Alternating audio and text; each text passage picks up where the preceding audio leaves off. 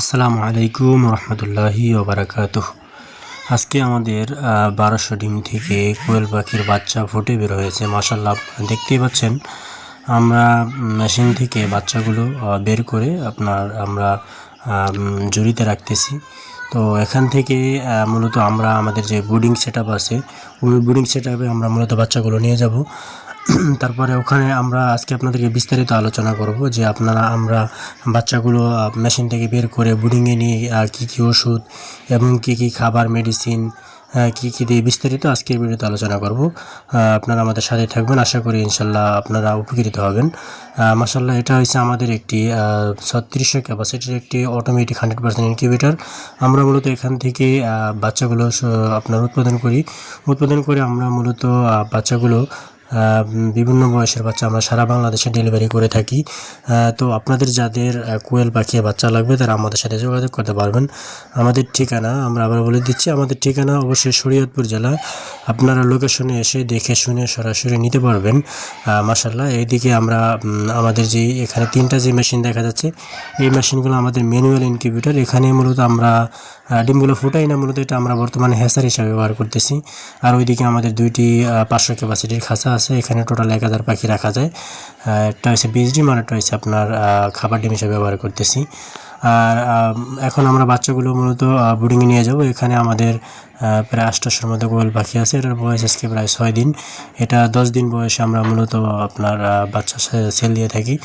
আর এটা হচ্ছে আমাদের নতুন সেটআপ, দেখতে পাচ্ছেন। এখানে আমরা মূলত বাচ্চাগুলো এখন দিব।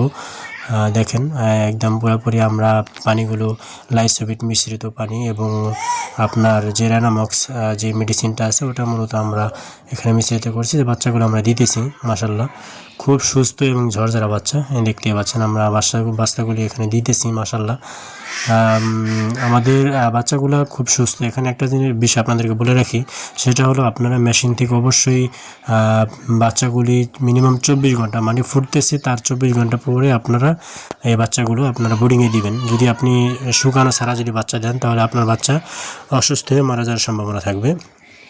দেখতে পাচ্ছেন মাশাআল্লাহ, আমরা বোর্ডিংয়ে দেওয়ার পরে বাচ্চাগুলো খুব সুস্থ আছে। আমরা কী কী মেডিসিন দিচ্ছি ওটা আপনাকে দেখাচ্ছি। এটা মূলত আমরা একটা দিচ্ছি লাইসোবিট, আর একটা হচ্ছে রেনামক্স, যেটা আছে রেনাটা কোম্পানির, ওগুলো আমরা ব্যবহার করছি। আর এখানে আমাদের কিছু আপনার প্রায় 40 দিন বয়সের কোয়েল পাখি আছে। এটা এক ভাই মূলত অর্ডার করেছে, উনি আগামীকালকে এসে নিয়ে যাবে। এটা মূলত পুরুষ পাখি। এটা মাংসের জন্য আমরা বাজারে ছেড়ে দিছি।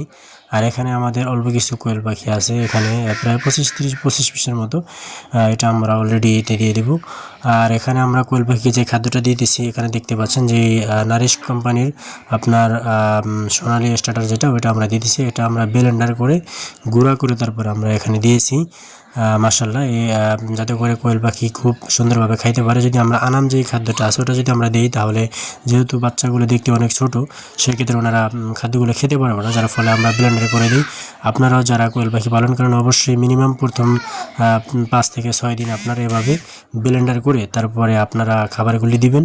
তাহলে আশা করি ইনশাআল্লাহ আপনার বাচ্চা সুস্থ সবল হবে অল্প দিনে। আর এদিকে আর এক ভাই আজকে বীজ ডিম অর্ডার করছিল, উনি 120 পিস কোয়েল পাখির বীজ ডিম নিয়ে গেল।